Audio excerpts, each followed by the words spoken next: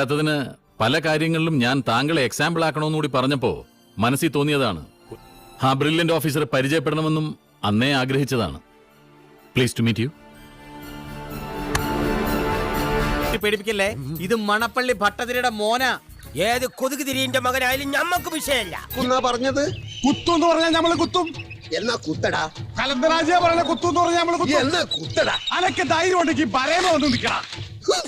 വന്ന് സങ്കടപ്പെട്ടിരിക്കണ റെഡി എന്നെ വഴക്കുറയും.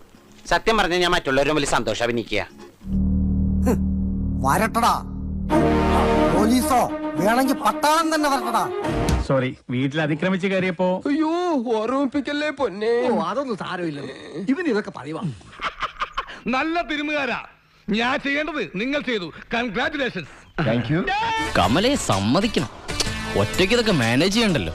ഞാൻ ആവുന്നതും നോക്കി മോളെ, തടയാൻ പറ്റിയില്ല. നാളെ മുതൽ നീ പണിക്ക് വരണ്ട. അതിന് ഞാനും ചെയ്തില്ല. അതെ, നീ ഒന്നും ചെയ്യുന്നില്ല. ഞാൻ എന്തിനാണ് പിന്നെ നിനക്ക് തച്ച് കാച്ചു തന്നത്? വന്ന വഴിക്ക് പോകാൻ മക്കൾക്ക് അച്ഛൻ വഴികാട്ടി കൊടുക്ക.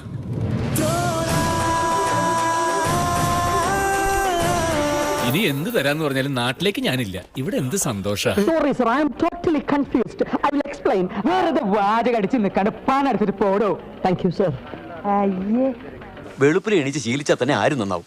വെളുപ്പിന് കോഴികൾ ഉണരുന്നുണ്ടല്ലോ, എന്നിട്ട് നന്നായോ? ചിക്കൻ തിന്നാൻ കൊള്ളാം. അല്പം മനസാക്ഷി ഉണ്ടായിപ്പോയി. മറ്റുള്ളവർ വേദനിക്കുന്ന കാണാൻ പറ്റാത്തൊരു മനസ്സ്. എത്ര തിരിച്ചടി കിട്ടിയാലും പഠിക്കില്ല. അതൊരു ശാപമാണ്.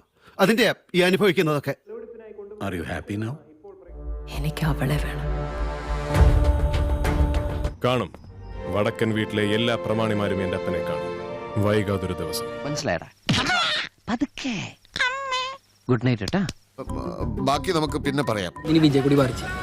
ഇനി നിങ്ങൾ കാണാൻ കിടക്കുന്നുള്ളൂ മഞ്ഞക്കടയുടെ മഞ്ഞക്കുതിരകളുടെ പടയോട്ടാണ്.